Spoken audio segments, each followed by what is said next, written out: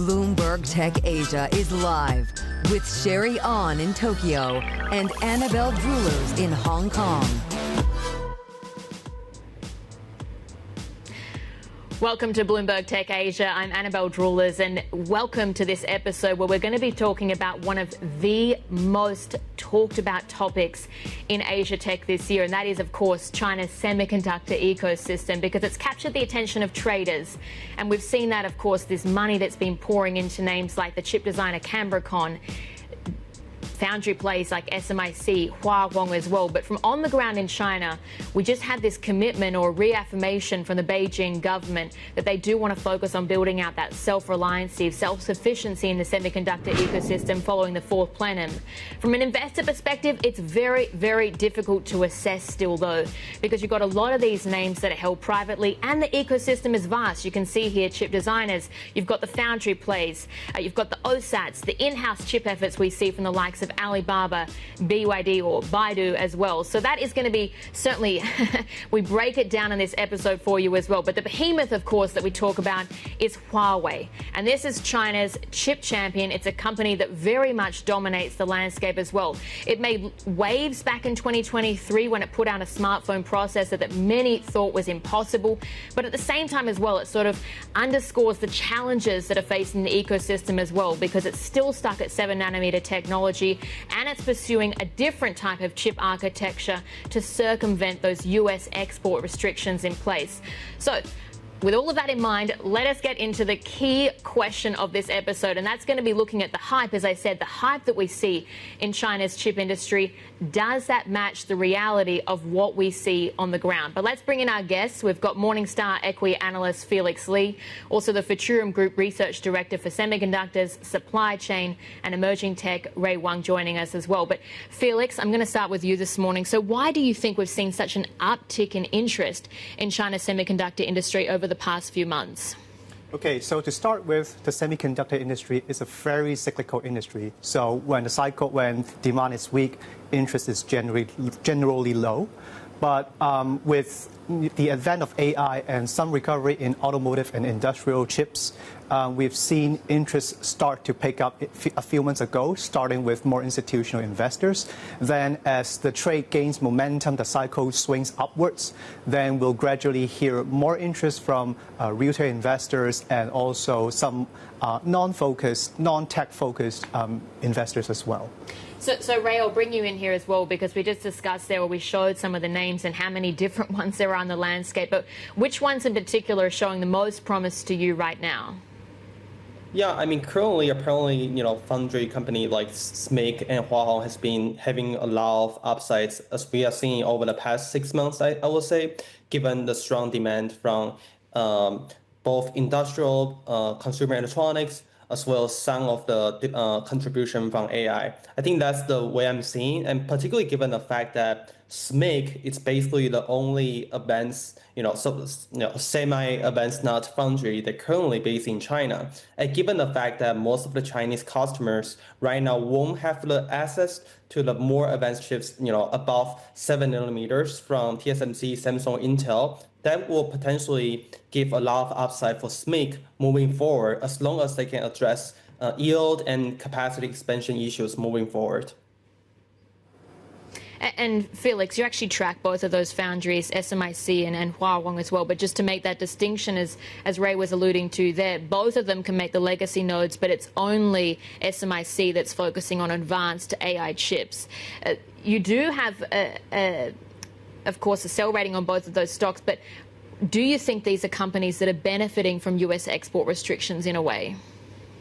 I would think the US restrictions would be more benefiting to the two foundries, in a sense that it gives more urgency to build up a domestically self-sufficient supply chain.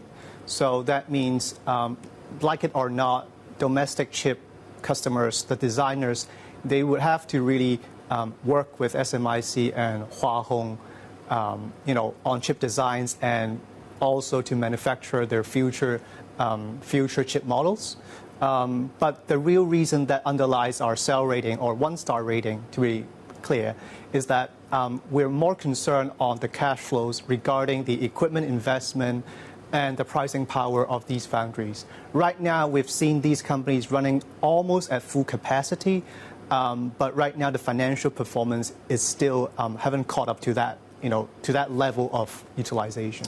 Can you expand a little bit more on that pricing model? The inputs are expensive, but their pricing power seems lower than competitors, or at least global competitors. Right. So there are a few things on the pricing strategy. So the one bigger reason that constrains the pricing power of these foundries is really about how much their customers are earning. Take an example, the EVs, Chinese EV makers, they are not making a lot of money per vehicle. So in order to stay afloat, they may have to also ask the foundry suppliers to give them, a slightly preferential pricing in order to stay afloat. So all these, when these, limited purchasing power reverberates to the upstream, that would somewhat constrain the pricing upside for the foundries and perhaps the supply chain in general. Phelix, sorry, back to you again. Still want to know about that pricing power. Do SMIC and Huawei, can they retail their chips at the same level that you see for other companies, or is there a gap as well? So there is a difference between different products, depending whether you are an automotive chip or industrial chip or any other consumer electronic chip. I would say, a lot of these automotive and industrial chips are subject to a lot of domestic incremental domestic supply coming from both fellow foundries and also from potentially from integrated companies that combine the design and manufacturing functions. So these competition would also play a part in keeping prices pressured. So Ray, I'll bring you back in here because part of course, the challenges that the foundries face is from the equipment makers side. So the equipment makers, this is a big gap in the system as well for China. What are the biggest challenges and what's the distance that they're away from, of course, the leader, but that's ASML? Yeah, I think the biggest challenge in semi-caps will be lithography. I think currently, if you look at the machine that most of the Chinese foundry are using, are mostly the machine that ASML ship out. Well, they the first time released the products that way back to 2010 to 2013. So that's the DUV about NXT 1980s, which is the number of the products. And if you given currently we are in 2025, so you kind of can see the gap is probably 10 to 15 years. I think that's around the ballpark.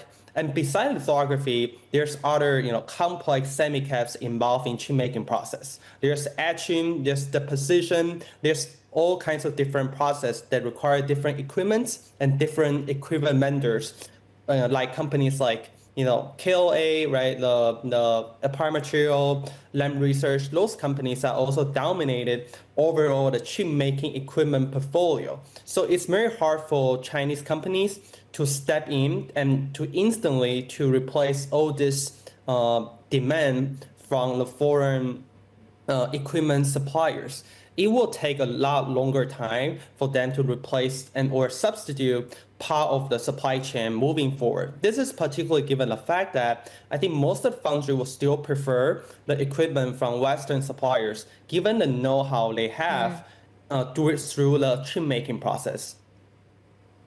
Yeah, the know-how is the point I want to pick up on because this is something we don't talk about that much, but there is that knowledge gap that exists. So how, again, does that also play into the issues that face China's semi ecosystem? Yeah, I think this is definitely a significant challenges, especially in recent years when U.S. export control started pelling. The very advanced products couldn't really ship in China, right? So the professionals in China couldn't really get a chance to really gain the know-how of how to operate those equipments, how to know how to fine-tune those equipments that optimize the chip making process. That's number one. And number two, moving forward when the process is now getting more advanced, they couldn't get those products, right? So basically the Chinese semiconductor professionals, they need to figure out how to best optimize more advanced chip making in the future. And that makes things a lot difficult, particularly given the fact that they won't get those more advanced equipment moving forward. And they probably can only use domestic equipment, which could be inferior to their Western peers. Felix, Huawei, we mentioned there, it's really the big behemoth in the ecosystem, and it's finding these workarounds as well to the US export restrictions, pursuing different types of chip architecture. But what would be the signals to you that would tell you that they're actually making progress? What do you watch for in particular?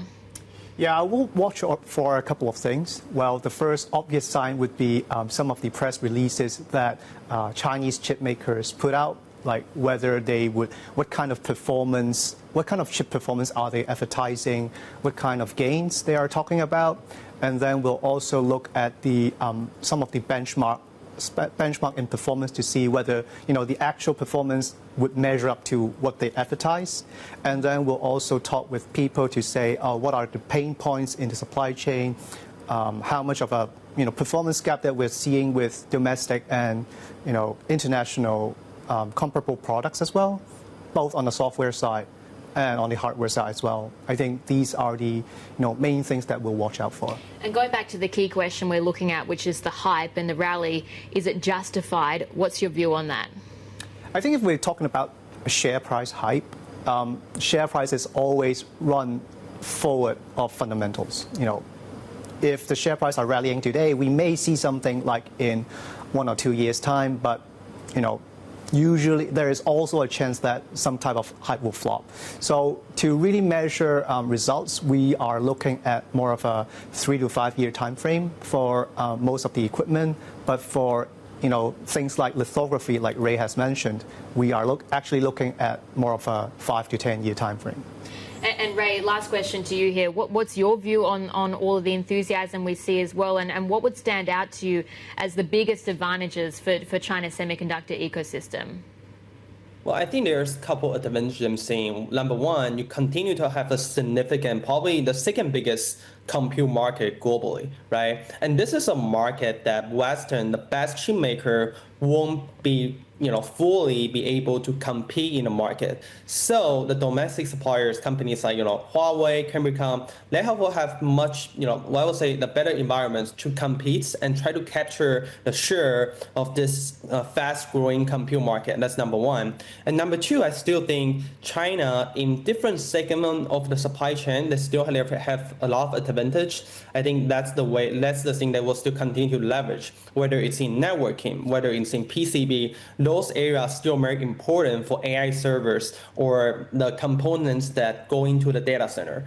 I will say that lastly, on the high level, you still have a very strong industrial policy that continue to drive more domestic adoptions, whether it's on the AI chip side or on the higher part of AI hardware supply chain. I think that's the thing I'm seeing. So these three things together will potentially be the key catalyst for all this AI chip maker moving forward for the rest of the 2025 and moving forward for 2026 or even 2027.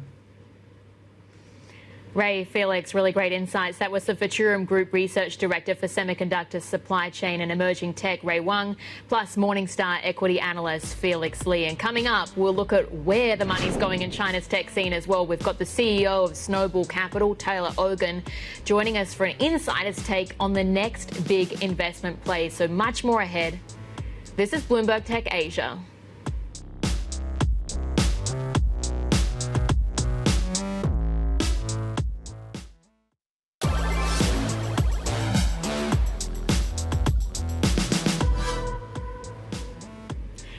You're watching Bloomberg Tech Asia, and today we're doing a deep dive into one of the biggest themes in Asia tech this year, and that's the advancements, or the hype at least, that we're seeing around China's semiconductor ecosystem. But one of the ways to track this increased interest, of course, is just the coverage that we see. Because you take a look at, for instance, the designer Cambricon, Foundry SMIC, equipment maker Naura as well. You're seeing a lot more analysts that are covering these stocks now compared to what we saw just 5 years ago. But let's get more perspective now on the investment landscape for the China semiconductor industry. Taylor Ogan is CEO at Snowball Capital, and he joins us now in the studio. So Taylor, I mean, the amount of interest that you saw in China's industry, or tech industry generally, was enough to get you to shift from Boston to Shenzhen just a couple of years ago. Yeah, we saw a number of shifts happening in EVs, in smart manufacturing, in drones, and it was all happening in China. And so it was really difficult to see that if you weren't on the ground. every day. I mean, it's not like, once a quarter trip. You really have to obsess over it. And what we've seen with EVs, we're now seeing with semiconductors. And so it's very exciting, but, conducting due diligence is very difficult in China if you're not always there. Yeah, let's talk about that point, because it is a very challenging landscape to assess, and not least because a lot of these companies are privately held. How do you go about doing it? It's very difficult. And I mean, I don't want to come on here and say it's uninvestable, but there are aspects that just aren't like there are in other, dimensions. Some of these people, I mean, just to give you a sense, some of these people used to work at Huawei, some of the smartest people in China. They can only talk to their spouses. They have a badge that doesn't have a logo on it. They don't even sometimes know technically the company for which they work. And they kind of are thinking of it like the Manhattan Project for China, because they feel attacked. They think this is something that they should do for their country. And it's very, very secretive. And so the equity research on this is honestly horrible. And so I see it as there's an inevitability that China is going to make its own chips, that China is going to make its own lithography. And then I go from there.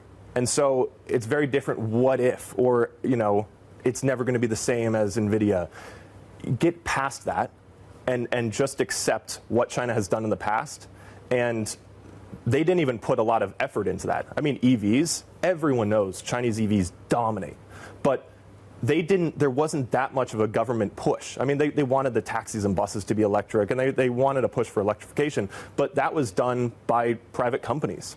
This is a whole national goal, so they're going to do it. Yeah, I mean, I think we can also caveat, building out a semiconductor industry is a national goal that we've seen in the US, and we saw it at least in Japan several decades ago. They're trying again, and private companies are by nature more difficult to assess as well. But as a US investor, there is an extra layer for you to consider as well, and for US and non-Chinese investors in general. Yeah. I can't own SMIC. My company can't own SMIC, for example. We have to assume, and if you're fortunate to be from a country with more freedom, then maybe you should. But I can't, and I have to assume that as China gets more advanced, and the West realizes this, specifically the US, they're going to ban more. And so it does make it very difficult to invest. And I know that's probably not what a lot of people want to hear, but you can invest around that. But directly, it's made very difficult by the U.S. And really, the U.S. started this, don't forget.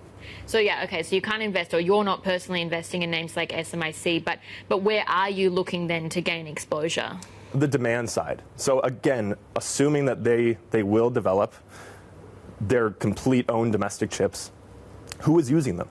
So, I mean, BYD is the most obvious name, because they actually can design, fab, and actually use all of their chips in their EVs, their energy storage systems. They make IGBTs, MOSFETs. Like, these are very advanced things that, like, Tesla isn't making. No other car company is making. So they then can also benefit from lithography advances in China. Others are the end users. So Alibaba, Tencent, Baidu. Xiaomi is actually very interesting because they are designing their own chips. They came out of nowhere, just like Huawei. They're using their own chips, and they're good. They're not the best, but if they're already good and no one saw it coming, imagine what's coming in 2 years. So just on that, I mean, Xiaomi is a company, yeah, they've got their own in-house division. Alibaba is another one that's building out their own semiconductor division. Baidu has the Kunlun project as well. What do you think about the progress that the big tech is making in general? And is there a particular name? I mean, you mentioned Xiaomi, but any one of those that is the most promising, do you think? Well, I think just for the reasons I laid out, BYD, because it just, attacks every side of it. But there are others that, Baidu has been an early, entrant here. Alibaba is very prominent. They're all going to benefit from this, absolutely. I think another aspect of that's difficult is that there aren't these fancy press releases with this stuff because a combination of things. It's national security. It's very sensitive. They don't want the attention from the U.S. And so it makes it that much harder. And so you can't have these glitzy pressers. You don't have even they're not at conferences. They're not at trade shows even. And when they are, they don't have a booth, but you see the people walking around. So it's quite, mysterious. But people who know what they're talking about within China, within Shenzhen specifically, it's very exciting. Yeah, and I guess that's why you really need to build up your sources then. All right, that was Taylor Ogan there, the CEO at Snowball Capital. And up next, we're going to be discussing again this question: can China genuinely narrow the gap with the US chip industry, and how fast as well? So we've got more ahead. This is Bloomberg.